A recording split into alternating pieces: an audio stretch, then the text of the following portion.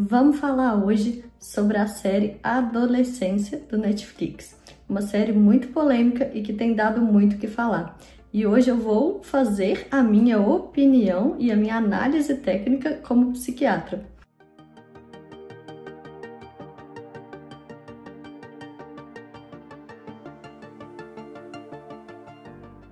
Eu sou a doutora Júlia Cury, médica pelo UFMG, psiquiatra pelo UFMG, mestre e doutora pelo UFMG, perita e professora universitária.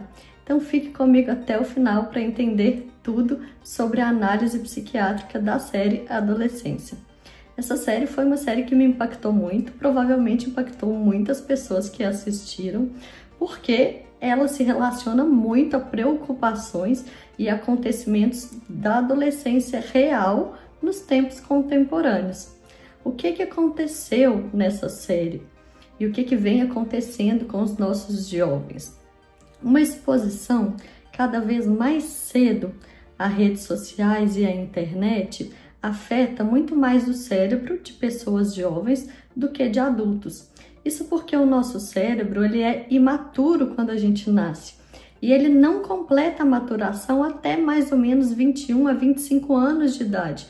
Então, só depois de 21 a 25 anos que o nosso cérebro fica completamente maduro. Antes disso, o córtex pré-frontal, que é essa região aqui da frente, que é mais imatura em jovens, ela não é capaz ou tem menos capacidade de controlar os nossos impulsos, os nossos instintos, de adiar recompensa, de fazer análise crítica, e é por isso que adolescentes são mais impulsivos. Por isso também que eles não têm muita capacidade de analisar criticamente as informações que eles recebem. Por isso que eles são mais influenciáveis também, porque o córtex pré-frontal é quem faz toda essa análise crítica e nessas pessoas o córtex pré-frontal ainda não está completamente desenvolvido. O que acontece também quando esses jovens são expostos repetidamente e muito precocemente às redes sociais é que a rede social inunda o cérebro de dopamina, que é um neurotransmissor da recompensa, do prazer imediato.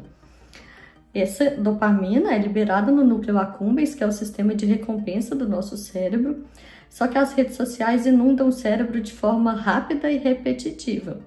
E o cérebro imaturo de jovens, ele é mais sensível a essa dopamina. Então, eles têm mais chance de se viciar e de se viciar mais rapidamente do que um adulto exposto da mesma forma à internet ou às redes sociais. Então, por isso, esses jovens ficam ávidos por cada vez mais dopamina. Isso faz com que eles fiquem mais tempo ainda nas redes sociais e susceptíveis a influências que eles recebem por lá. A dopamina em excesso também prejudica mais ainda a função do córtex pré-frontal, que é o que eu tinha falado inicialmente, que controla os nossos impulsos. Então, o excesso de redes sociais faz com que esses jovens fiquem ainda mais impulsivos e, em muitos casos, agressivos também.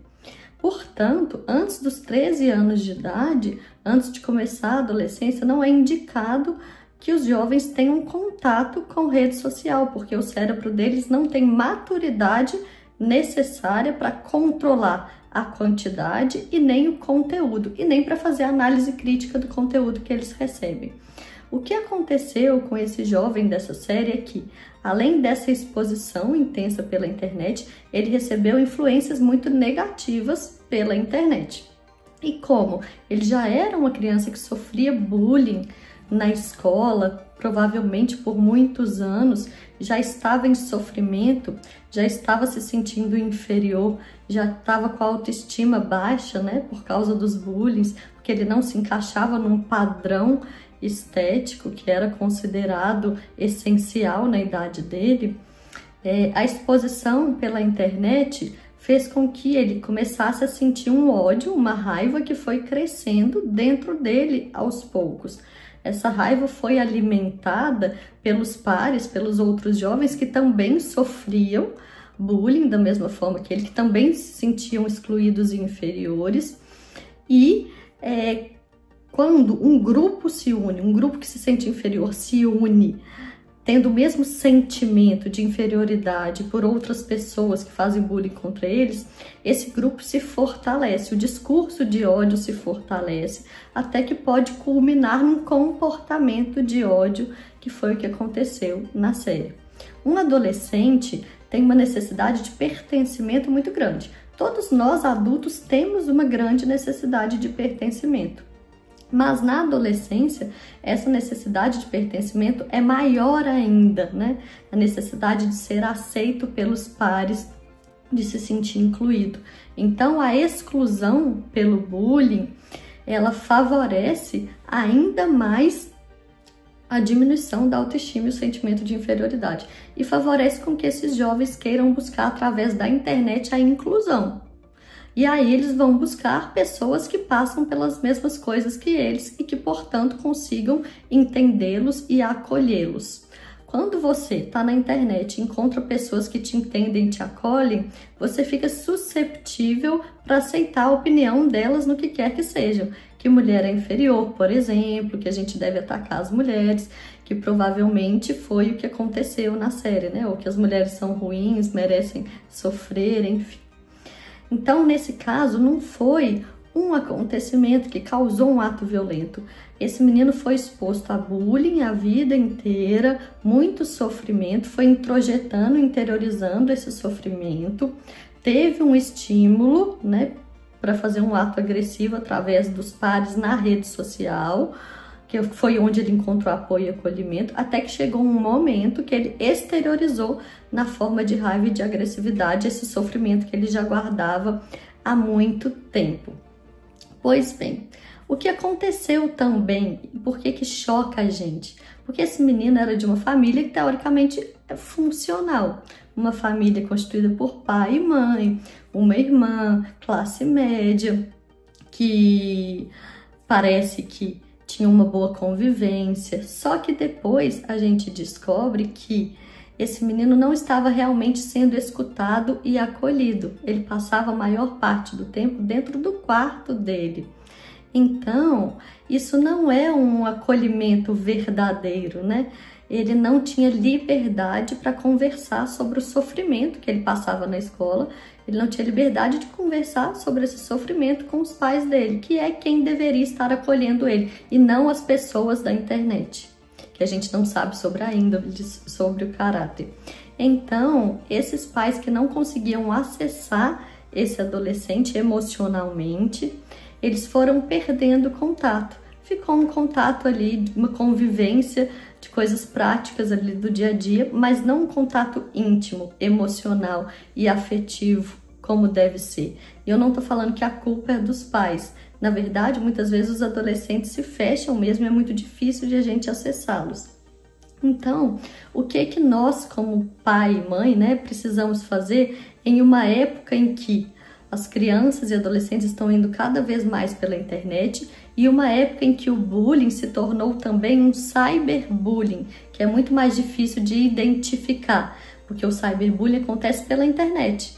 Então não tem como eu ir na escola, conversar com o professor e saber se está acontecendo alguma coisa com meu filho lá, porque ele pode não estar sofrendo na escola, mas pode estar sofrendo em casa pela internet através do cyberbullying. O que a gente precisa fazer? Primeiro, delimitar regras de uso de redes sociais e de internet. Redes sociais só podem ser usadas após os 13 anos, que é quando a criança já começa a ficar mais amadurecida, apesar de não estar completamente madura, ela já começa a conseguir construir mais uma análise crítica sobre o conteúdo que ela absorve. Segundo, ter um controle sobre o conteúdo que essas crianças estão absorvendo e esses adolescentes estão absorvendo, para evitar coisas perigosas e agressivas. Além do cyberbullying, a pedofilia, né, pela internet, crimes virtuais, hipersexualização precoce, que tem acontecido muito por causa da exposição da internet, e por aí vai. Então, além de delimitar o tempo e a idade de uso, controlar o conteúdo. Mas como que a gente faz isso sem parecer que está invadindo a vida do adolescente? Que quando eles se sentem invadidos, eles se fecham ainda mais. A gente precisa abrir espaço para um diálogo acolhedor. Precisa contar para essa criança, para esse adolescente, quais são as suas preocupações e por que elas fazem sentido. Explicar tudo isso que eu tô falando, explicar como é perigoso o cyberbullying, como é perigosa a pedofilia digital, quais são os perigos que a internet pode representar e mostrar para o seu filho que você está fazendo isso não por implicância, mas porque você se preocupa realmente com ele, porque você quer o melhor para a vida dele, quer que ele seja feliz, saudável e uma pessoa que vai conseguir ser realizada em diversos sentidos na própria vida. E além de você demonstrar preocupação e mostrar as consequências que podem acontecer, você precisa abrir espaço para ele expor o sofrimento sem julgá-lo, para ele realmente ter uma abertura para falar sem que você o critique, porque quando você começa a criticar e julgar, da próxima vez ele vai se recolher de novo e nunca mais vai falar o que ele está sofrendo, o que ele está passando. Então, conversar sobre sentimentos, sobre sofrimento emocional é muito importante e essencial. A gente pode começar a introduzir esse assunto com os nossos filhos quando a gente começa falando sobre o nosso sofrimento emocional. Ó, filho, eu tenho sofrido muitas vezes no meu trabalho de ansiedade, muitas vezes eu tenho medo de ser despedido, isso me gera ansiedade. Isso não é um problema para você se preocupar, mas eu tô te mostrando que tipo de coisa que me causa sofrimento emocional. E eu gostaria de saber como que você tem se sentido, se tem alguma coisa te causando sofrimento emocional. E se você quer conversar sobre isso comigo, entendendo que comigo, que sou sua mãe ou seu pai, você pode falar o que quer que você queira, que eu não vou te julgar, eu só vou procurar te acolher para te ajudar da melhor forma possível. E depois que o seu filho começar a conversar, se soltar mais com você, é você acolher mesmo, né? Agradecer por ele ter se aberto, abraçá-lo, tentar ajudá-lo a resolver esse sofrimento, esses sentimentos que estão incomodando ou os desafios que ele está enfrentando na escola, por exemplo. Então, isso é essencial. É importante também se mostrar disponível e presente de tempo, de qualidade mesmo. Então, nos momentos em que vocês estiverem em casa juntos, fazer atividades juntos, em vez de cada um ficar no seu próprio celular ou cada um ficar fazendo uma atividade, incluir a família em atividades em conjunto. Pode ser um jogo de tabuleiro, que isso abre também até a chance de eles começarem a ter abertura de conversar sobre outras coisas enquanto vocês estão ali fazendo um jogo de tabuleiro, por exemplo. Durante as refeições, evitar o celular. Tem um momento que as pessoas só podem conversar entre si e não podem usar rede social e nem celular. Tendo esses momentos em conjunto. Tem famílias que gostam de fazer atividades físicas em conjunto, um esporte junto, ou ir para academia junto.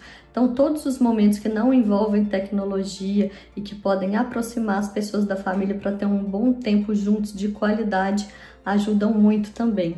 Isso se chama ampliação de repertório. Todas as vezes que eu amplio o repertório de atividades, é um ritual de convite para esses adolescentes se interessarem por outras coisas além do smartphone e das redes sociais.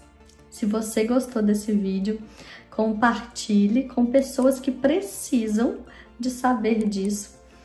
Além disso, se inscreva no canal e ative o sininho, porque toda semana tem vídeos novos para te ajudar a melhorar a sua vida, sua saúde mental e a contribuir para a melhora da saúde mental da sua família e de todo mundo que você ama.